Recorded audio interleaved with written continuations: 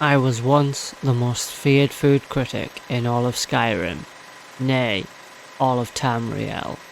The honoured guest at the most luxurious of feasts. Grand feasts provided by the great Jarls of Skyrim, eager to prove that their cooks were the best in all of Tamriel. I'd even been given the honour of critiquing the greatest chef in all of Tamriel, the Gourmet, at one of the Emperor's great feasts. And so I would travel Skyrim's vast and snowy landscape, critiquing food from the humblest of establishments, from the local inns in Riverwood to the more grandiose establishments in Solitude. Can you believe I was even an honoured guest at the Thalmor Embassy at one point? But those days are behind me now. You see, just before the dragons turned up, I had my title and prestige stripped from me, and after a small misunderstanding in Whiterun, I was thrown in jail. They even took my fork. A very special and valuable fork gifted to me by my father. A fork enchanted with the ability to prevent the user from suffering the effects of food poisoning. An extremely useful tool for someone in my line of work. However, for my sins, my fork was cast somewhere into the high depths of the throat of the world. Deciding I'd quite had enough of the despotic rule of the Imperials, I made for the border of Hammerfell, where I was picked up with some Stormcloaks. Now, driven mad with anger and vengeance, I must find a way to escape. I must find my fork hidden somewhere on that blasted mountain and seek my revenge. But first, I must deal with the dragon menace. This is my story. Hey, what's going on guys? Before I start, I'd just like to thank you for today's challenge suggestion, and it is of course, can you beat the Elder Scrolls 5 Skyrim Survival mode using only a fork? And you know, I was a little bit hesitant to do this one because it has already been done before, but not on survival mode and not the way I'm doing it, so let's have a crack at it. So rule 1 is that I'm only allowed to use a fork in combat to inflict damage. Effectively what this means is that no other form of offensive magic or weaponry would be allowed to be used on enemies. And this feeds nicely into rule 2, which is that I am not allowed to make any modifications to the fork whatsoever. So effectively what this means is that I will not be allowed to enchant the fork, use poisons on the fork, or use smithing to increase its attack strength. However, you cannot use smithing on the fork anyway. Like, even if you wanted to, it just straight up doesn't let you. And the third and final rule is that shouts will be allowed, although not for offensive purposes, as they are a requirement for the progression of the storyline. So to simplify what I mean here, Dragon Rend, yes. Clear Skies, yes. Fire Breath, no. If you do require a more simplistic clarification than that, I suggest grabbing a colouring book, as this video is not for you. Okay, so now that we're all clear on the rules, let's get started.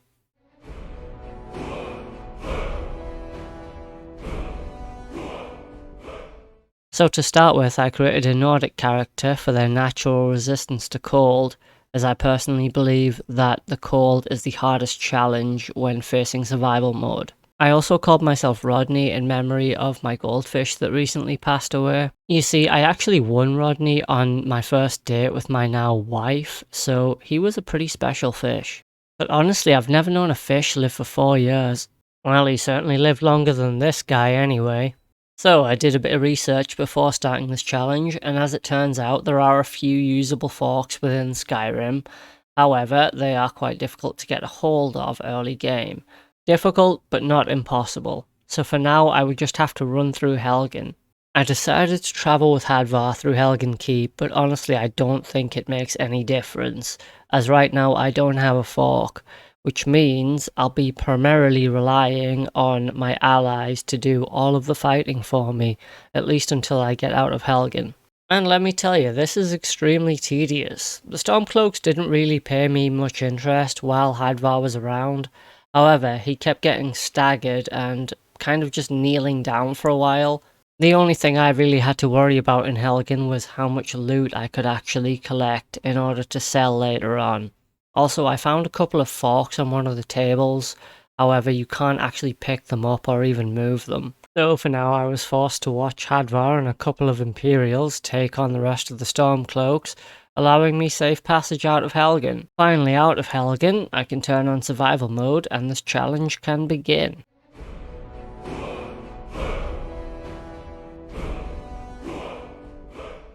So naturally, grabbing the fork was my number one priority.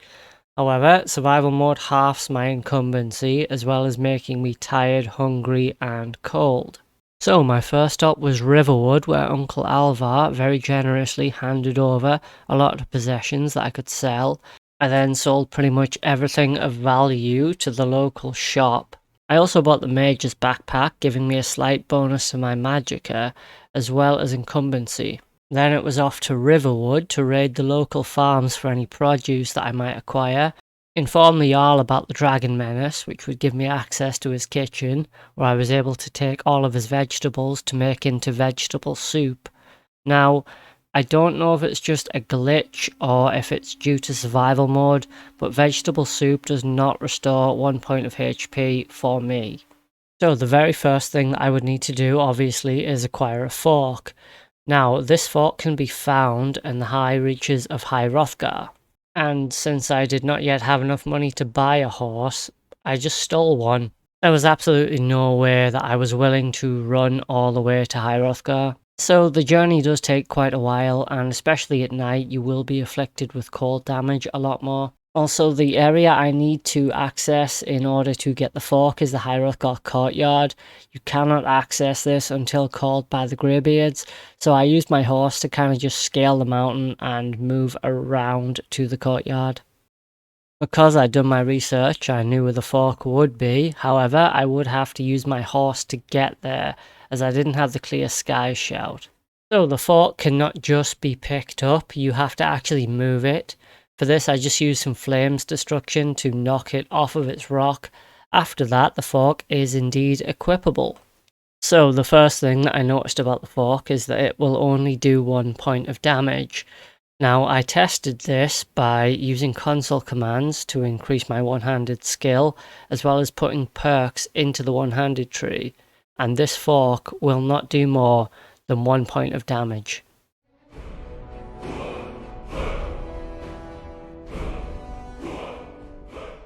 By the time I actually acquired the fork, I was taking quite a bit of damage from the cold, so I thought I'd carefully work my way down High Hrothgar and towards Bleak Falls Barrow, or at least somewhere where I could find some shelter. Now, I actually had quite high hopes for this thing. When I came across a bandit on a log, I seemed to be doing some decent damage against him. However, he did fall to his death before I could actually work out if I was able to take down a single enemy. Luckily, I'd get another opportunity to test out my fork against a bandit near a bridge next to Whiterun. Now, at the moment, enemies I come across will not do a lot of damage to me, and this can only work in my favour. However, I will not do a lot of damage to them, so the plan seems to be just try and batter them into submission and heal where possible. By the time I'd reached Riverwood and was able to find a bed, I was able to hit level 2. I decided to increase my magicka and put my first perk into Novice Restoration, which would half the magicka cost of Novice Restoration spells. Now, as things currently stand, the bandits on the way up to and outside of Bleak Falls Barrow don't really pose that much of a threat. However, you do have to run away quite a lot and heal up. It is a very long and tedious way to fight. However, it is not altogether impossible. It's actually easier if you deal with one enemy at a time where possible. The biggest concern I had with these bandits was dealing with the cold. As you can see, it really does eat into my health. Now, I really wish I could show every fight, or at least the best bits. The problem is that these fights would take ages. It would take at least a minute to take down one bandit. However, I was able to get some pretty cool fur armor, which has some serious warmth benefits. After I'd taken down the second bandit, I was able to sleep in one of the bedrolls while I leveled up. I chose to increase my health and took the regeneration perk, which makes regeneration spells 50% stronger. Unfortunately, by the time I'd gotten to the giant spider, I'd contracted rock joint, making melee attacks 25% less effective. However, when your weapon will only ever do 1 point of damage, I think this is pretty much irrelevant. My plan for the frostbite spider was effectively to hit it as much as possible before running back out to where it can't get me, and then healing up, going back in, and rinse and repeat until it was dead. And while it is entirely possible to take down enemies in this fashion this early on in the game, it doesn't make it exactly practical when dealing with the harder ones later on, as I'm not going to be able to have enough time to take them out before they kill me. After the fight was over, I ran back to the start of Bleak Falls Barrow, where I rested to level up. I chose to increase my health and took the first perk of Agile Defender, making my light armor 20% more effective. Then I cut down Anvil the Swift, shoved a fork through his neck, and took the Golden Claw. Now, I expected the Draugr to be difficult, and I was correct. They were really hard. My plan was to use a sneak shot, but that really didn't do much damage since I basically do nothing anyway. The first time I did fight a Draugr, he actually killed me. That's right, I got destroyed by a Draugr. Okay, so now I knew that my fork was not enough to take down a single Draugr, and there was quite a few in the room. So how to deal with this? Well, I had most of the Draugr follow me into the room with the pressure plate that activates the gate, at which point it was just a case of hanging around there and letting the gate do all the work for me. By the time that there was only one Draugr left, I was able to just deal with that on my own. And that was the thing about this. I could deal with one, but no more than that. After that, I returned to the start of Bleak Falls Barrow to rest and level up, where I chose to increase my magicka and chose the custom fit perk. By the time I had got to this Draugr, after another long and lengthy fight where he repeatedly increased my light armor skill as well as my restoration skill, I'd leveled up yet again, so once again had to go back to level up. I chose to increase my health and took the next perk from Agile Defender, giving me a 40% bonus to light armor. So at the moment I was not able to deal with Restless Draugr, so I had to run past him into the next room. I relied on the various traps around Bleak Falls Barrow that really helped me get through this. I figured I might as well take advantage of anything that I can use around me. So, as we all know, in order to get the Stone of Bleak Falls Barrow, you must take down the Draugr Overlord at the end. So I'm not joking here, this fight took 7 minutes and 28 seconds. Now, he was difficult for two reasons. The first is that obviously I can't really do much damage, but also because he has a frost spell. Now, frost will actually make me cold and decrease my health pool significantly. So what I did was, well, my only real option was to run in, hit him as much as possible, run away, and heal up before he catches me. I also try to use the torches to my advantage. You see, if I stand next to the torches, I will become warmer, therefore gaining back some of my health pool. And this is how the fight went on for absolutely ages. It was basically just run in, hit him, and then run away. But after much more fighting, I'd finally taken him down. Like I say, 7.5 minutes. Even when he was down, he still refused to die. That's how little damage I was doing. But I grabbed the Stone of Bleak Falls Barrow and left happy in the knowledge that I would never have to do this again.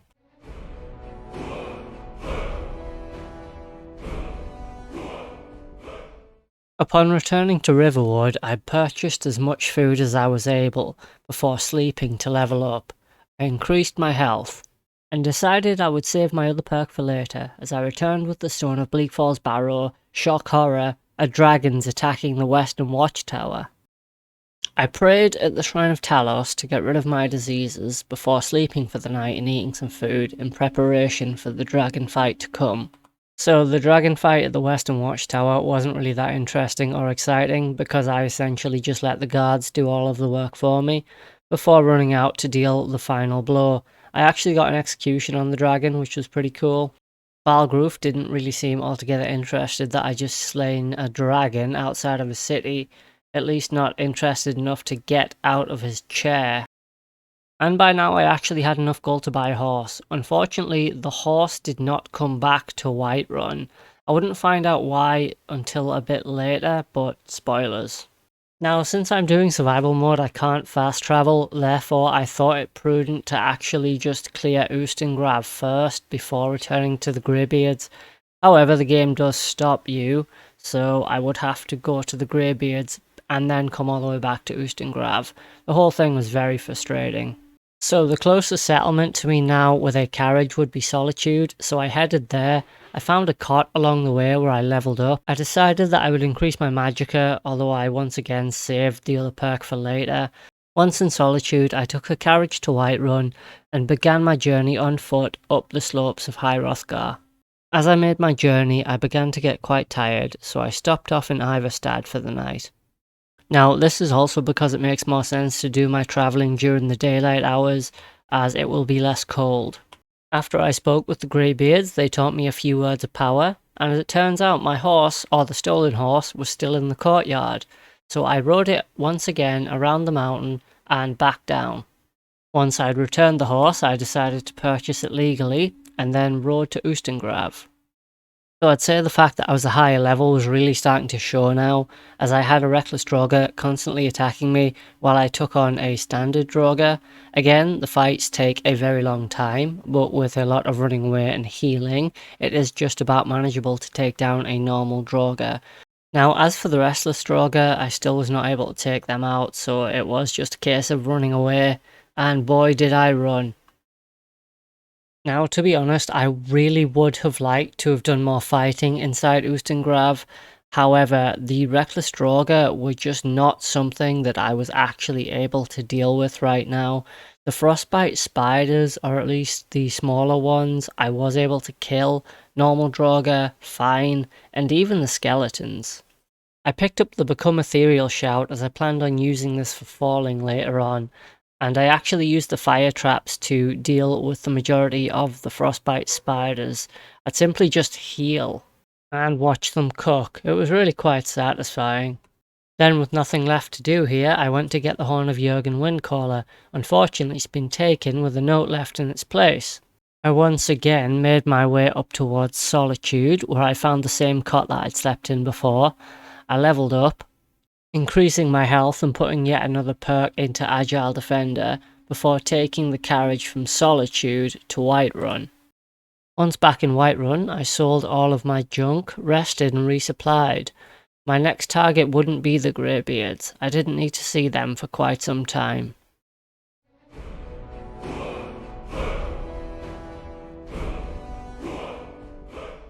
Following the instructions of the mysterious note, I was taken back to Riverwood, where it turns out the local innkeeper Delphine is one of the Blades. So naturally, her first objective is to go and murder a dragon in Kynesgrove. So I'd have to ride all the way back to Whiterun and catch a carriage to Windhelm, where I could just travel south. Okay, so the dragon at Kynesgrove wasn't actually that bad. No, really it wasn't. You see, Delphine is constantly attacking him, which helps, and I didn't actually just hide away. I got stuck in this time. You see, because my healing was actually really good now, I was actually able to recover more health than he was inflicting, and since he would get distracted by Delphine, as well as occasionally flying around giving me time to heal up, it was really just a matter of time. I was in real shock as to how easy this fight actually was, although I wasn't stupid. I knew that without Delphine, there was no way I would have ever been able to do this.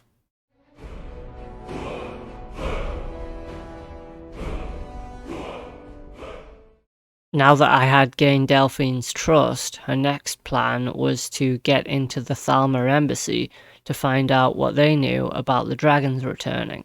So I'd have to catch a carriage to Solitude from Whiterun and speak to Malborn the Mule. I don't know how you're going to get my fork up there, Malborn, but I'm sure it's going to hurt. So, with my new party attire and my equipment safely stored in Malborn's ass, it was time to head to the Thalmor Embassy. Now, the Thalmor Embassy is normally one of the hardest parts of the run, and it didn't disappoint here either. After I was reunited with my equipment, I headed into the embassy and began attacking the guardsmen. It was very quickly apparent that I was not going to be able to deal with them with a fork. or at least not more than one of them at a time. I mean, sure, I was able to run away enough to heal up, but that wouldn't change the fact that I had 2 enemies attacking me at once, and slowly this became 3, even 4. And this is where things got kind of crazy. You see, I'd saved before I started the fight. I actually saved in the kitchen. So I thought, you know what, I can't do this. I'm going to reload and try something else.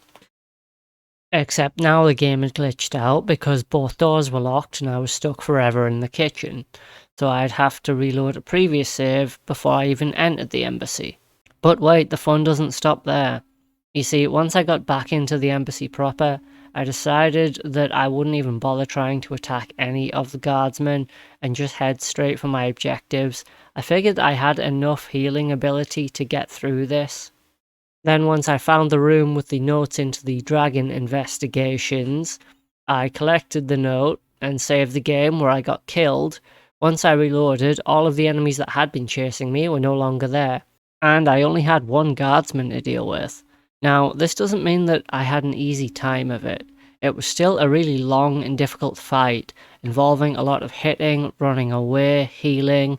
I actually used the table as a defense mechanism. You see, when I got low on health, I was actually able to hide behind the table, and the guardsmen might go one direction, and then I could just go the other and keep healing until I was ready to let combat resume.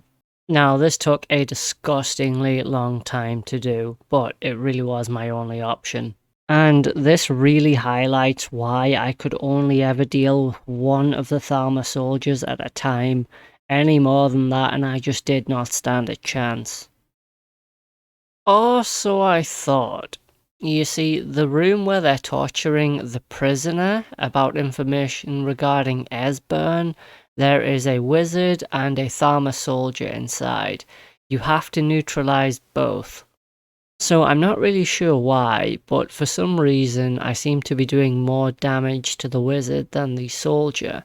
Now, because I will only ever do 1 point of damage, armor shouldn't really be a factor here, so maybe the wizard just has less health. I don't actually know, but what I do know is that I needed to concentrate everything on the wizard first. If for no other reason than his magicka was absolutely just wrecking me. Naturally, sometimes I would end up getting killed. However, I was smart enough to save and quick save frequently during this fight, as it would take such a long time just to do the smallest amount of damage. I didn't want to lose all of that progress. However, once I turned my attention to the Thalma soldier, I actually found that for some reason he wasn't really as strong as his other counterparts. So going for him might be a better option.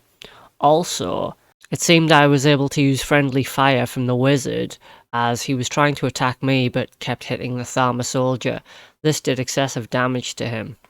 And once the soldier was firmly out the way, it was just a case of taking on the wizard on his own, which wasn't too much trouble, but it was really long. After I'd taken him down, got what I needed and freed the prisoner, there was only one thing left to do, which was to pickpocket the trapdoor key because I was absolutely sick of fighting these guys. After that, I made my escape. I made sure to spend the night in solitude to recover and sell everything that I'd gained from the embassy before heading back to Whiterun by carriage.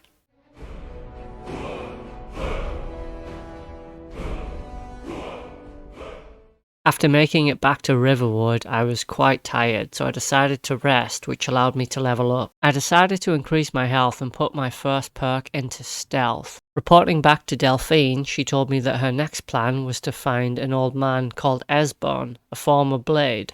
And thanks to the Thalma information, we already knew where to find him. Simply just caught a carriage to Riften. Now, in previous challenges, I've made the mistake of not joining the Thieves Guild. Well, this time I am going to. And we'll come back to why in just a minute, but for now it was time to head through the Ratway. So, as you might have guessed, there'd be no way I could deal with any of the enemies on their own, so I had to just kind of run through the Ratway for the most part. But this didn't stop me getting killed by one of the various traps in the Ratway, but it did give me an idea. I was having particular trouble with getting the fist. However, I could use the same trap that had killed me to destroy him. And because most of the thugs within the Ratway had stopped following me, I was able to deal with the lowlife on their own. Again, an excessively slow and dragged out fight, but that's just kind of the way things are going. Once I'd made it into the Ragged Flagon, my next step was to join the Thieves Guild. This is because the Thieves Guild will not help you unless you join them proper, so I'd have to run back to Riften through the Ratway, dodging all of the Thalmor guards along the way. I was getting hit by soldiers as well as lightning. After I'd intimidated the simple folks around Riften, I headed back into the Ratway, ignoring all enemies until I made it back to the Thieves Guild. Now, there is a Thalmor agent called Gissa who is inside the Ragged Flagon. I had to actually talk to Brynjolf while he was attacking me in order to get him to let me into the Thieves Guild before the rest of them in the Flagon would help me. But my plan worked perfectly. I was able to join the Thieves Guild, and once I headed back into the Ratway, I lured all of the rest of the Thalmor soldiers into the Ragged Flagon, where the Thieves Guild members cut them down for me, and this allowed me a stress-free and safe passage to Esbern. Of course, any more Thalmor soldiers that did appear followed me into the Ragged Flagon, where the Thieves Guild cut them down, and I was actually able to use the Thieves Guild to escape to Riften without having to go all the way back through the Ratway.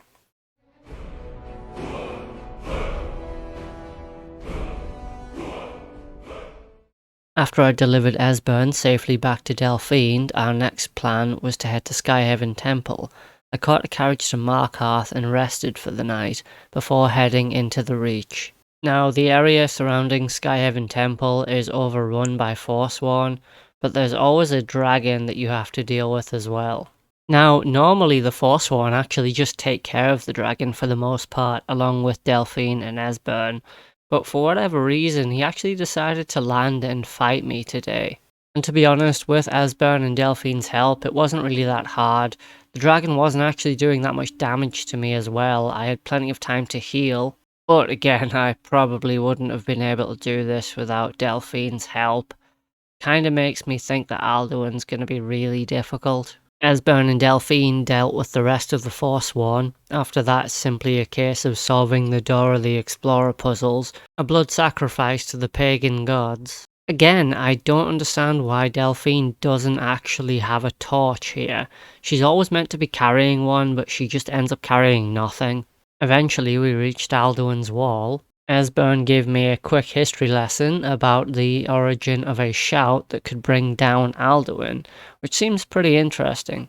Then it was back to Markarth to catch a carriage to Whiterun to head back up to High Hrothgar to ask the Greybeards if they knew anything about this shout.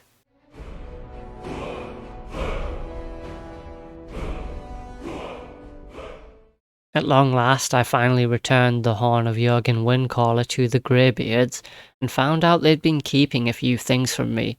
For one, they knew about the shout that could bring down Alduin, but didn't think to tell me about it, so they sent me up to see their Dragon Master at the top of the throat of the world. It seemed that Paarthurnax, however, was having some kind of existential crisis, and so the Greybeards told me to go and see the mages in Winterhold. I'd have to find out anything that I could about the origin of an Elder Scroll, which would allow me to learn the Dragon Wren shout. I actually purchased a better healing spell while I was here too. A dragon attacked the college, but the mages kind of just took care of it for me, so it wasn't really a big deal. After that, I jumped on my horse and headed north. Now, because of the effects of survival mode, this part is actually really difficult. If you go into the water, it will severely damage your health, making you colder. But because I used my horse, I was able to do this quickly. I found out about the location of an Elder Scroll from the crazy guy in the cube, and then headed back to Winterhold. I was actually able to acquire, legally, a few fire salts from him, as I could use these to make hot vegetable soup. And by the time I arrived back in Winterhold, I was pretty damn cold, so I'd have to wait in one of the inns to warm up before making my journey. I was of course heading to Alfrund. Now it is pretty easy to just avoid all of the enemies outside of Alfrund and make your way inside. I was, however, pretty curious to see how I would fare against the Dwemer contraptions inside the ruin, and the answer is not very well. I couldn't even take down a basic Dwemer spider. It seems that the fork has reached a point where it's become entirely useless. So to make an even longer story just a little bit shorter, I had to run past everything again. Like everything, there was nothing I could kill here. I also used the Become Ethereal shout to just fall down and skip out parts of the dungeon. Then it was just a case of a mad dash towards the room with the Elder Scroll. You know, to be totally honest, I've never really been 100% sure how this puzzle works exactly. I just kind of press random buttons and eventually I get the scroll.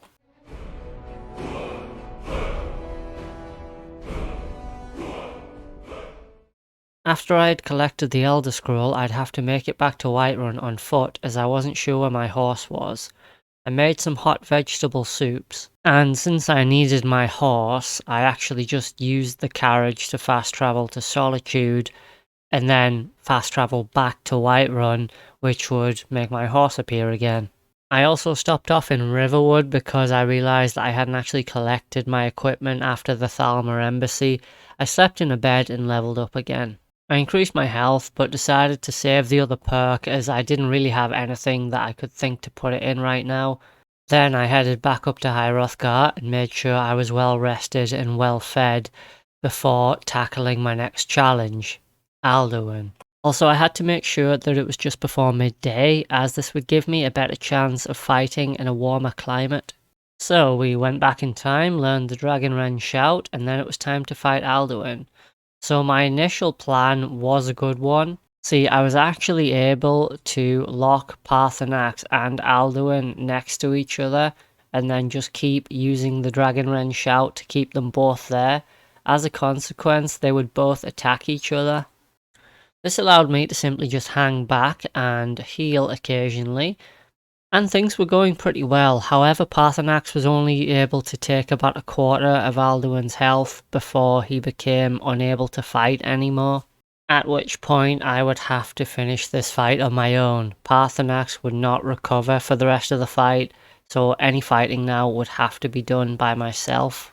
So one of the good things about Alduin is that he actually uses fire breath, which will actually warm your character up a little bit, which is pretty useful. Now, the thing about Alduin is because my restoration skill really was so decent, I was able to deal with this. The thing is that it took an extremely long time.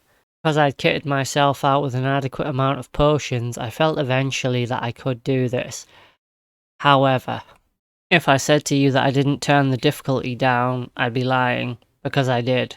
Now, to be fair, I'm using a fork. I mean, using my fists would probably have a greater effect. But this still didn't make the Alduin fight easy. At one point, I had to hide behind a rock and let my magicka regenerate as I'd completely run out of potions. Then it was back to just hacking him up a little bit more. If you take down enough of Alduin's HP, he will actually stop flying away, so you don't have to use the Dragonren shout anymore. This took such a crazy amount of time. I think it took about 40 minutes altogether from start to finish, and that's with all the times that I ended up getting killed and having to reload. And with Alduin finally defeated, Paarthurnax told me that I must defeat Alduin in Sovngarde. Or at least I think he tells you that. I don't know, somebody tells you that anyway.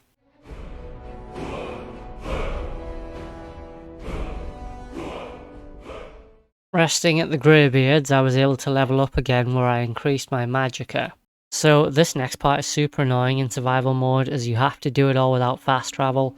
Basically, you have to go down and speak to Jarl Balgruuf, then head back up to High Hrothgar, talk to the Greybeards, then you have to head back down again and either ride or get a carriage to Solitude and Windhelm to talk to the respective leaders of the Civil War to get them to agree to a peace treaty. And where, pray tell, would this meeting be held? That's right, all the way up at High Hrothgar again. I was actually pretty even-handed with the negotiations, trying not to favour either side. Once the negotiations were complete, I headed back to Whiterun and bought as many potions as I could afford before going to trap Oldaving.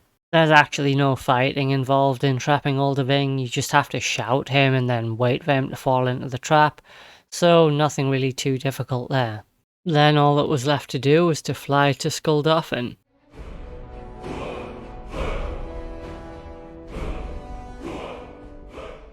So immediately upon entering Skuldafn, I was attacked by a dragon and a Draugr. I thought to try and fight the Draugr, but of course I had a dragon attacking me, so it went about as well as one might expect. Obviously there is so many enemies in Skuldafn, and my strategy has to be deal with one at a time. I'm not able to do this, however I am able to just run into Skuldafn proper. Once inside, I tried desperately to fight off the restless Draugr. However, because there's too many of them, the best I can do is heal as much as I can, but I was taking too much damage. I just can't kill these things. I even tried sneak shots, but that really didn't help. Now the biggest problem with this is that you have to solve puzzles inside Skuldafn in order to progress. I had to solve these puzzles while running about being chased by several Draugr. This was absolutely brutal. If there'd been just one Draugr, I could have just dealt with that, but a room full was just impossible. So after I made it into the next puzzle room, I only had 2 Draugr following me, one restless, one normal. And I thought, you know what, I'm gonna have to take these things out. I went for the normal Draugr first, as obviously he'd be easier to kill, and I was able to avoid the restless Draugr while doing this. Once I'd taken down one, I could deal with the restless Draugr. It's not really so much that they are difficult to deal with and that they can kill you, it's more just how long it actually takes. When I had finally cleared the room of the 2 enemies that I had to deal with, I huddled by a candle in order to warm up before solving the puzzles and progressing. I used the fire traps and the oil on the floor to take down the remaining Draugr as I came across them. And as for the Draugr Overlord who holds the Ebony Claw, how I got around him was basically there's a fire trap room with loads of oil on the floor just behind him. However, if you don't hit the pressure plate, you will not set this trap off. So I carefully moved around it and then lured him into the room before setting off the trap and burned him. I actually didn't expect it to completely kill him, so this was a nice surprise. After this, I just had to open the door. Now, I've since learned that you don't actually have to fight the Dragon Priest. If you're quick enough, you can jump straight into Sovngarde before he actually closes the portal.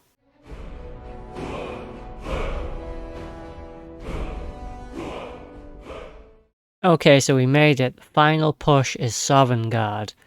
Things don't really get easier though. Well, they do because you don't have to worry about survival mode anymore. Also, Sun, who you have to fight in order to prove your worthiness to enter Skjor's Hall, is an absolute unit. You don't have to kill him, but you do have to do a serious amount of damage to him first. I figured that now that I didn't have the effects of survival mode on me, I'd try using vegetable soup. However, it still didn't really seem to be working, and this guy was absolutely destroying me time after time after time. Like, my fights with him were nothing short of an unmitigated massacre. I just couldn't get through him. So, yes, once again I had to drop the difficulty. But it didn't feel like I was doing more damage to him. It just felt like he was doing less damage to me, and I was still forced to run away at regular intervals in order to heal up before allowing combat to resume. Like, this was absolute madness. As far as I'm concerned, Sun is the final boss, as you do get help fighting Alduin. This guy just feels harder. About 10 to 15 minutes later, and I'd finally battered him down enough for him to let me into Shaw's Hall. Okay, time for the final battle against Alduin himself. Now, I have 3 of the heroes of Sovngarde on my side, so as long as I can just use the Dragon Wren shout and keep Alduin in place, it should be pretty simple. Now, the heroes of Sovngarde do take a lot of damage, and they will end up stopping to recover some health. However, unlike Paarthurnax, they will get back up and they will keep fighting, so I can just use them for the most part. But I figured that now that Alduin had 4 targets to take care of, he might actually just ignore me while I batter him repeatedly with my fork. Yeah, that's right, I didn't just cower away for the last fight, I wanted some glory out of this. And at long last, I'd finally beaten the Elder Scrolls V Skyrim using a fork. Okay, so first of all, I just want to say thank you again for the challenge suggestion. This was brutal. Like, killing enemies with a fork takes such a long time, and there was just so much to this challenge. I think this video will finish up about 40 minutes, and that's with everything that I had to cut out. So before I finish this video, I'd just like to run an idea by you guys. See, I'm going to be keeping with the Bethesda challenges as they are my favourite games. However, I'd like to start branching out and expanding into other game franchises. Don't know what you guys think of that. I'll give it a try, see what happens. Let me know what you think. Like, subscribe and all that good stuff. Leave any comments if you do have any, and I will see you guys in the next challenge. Take care.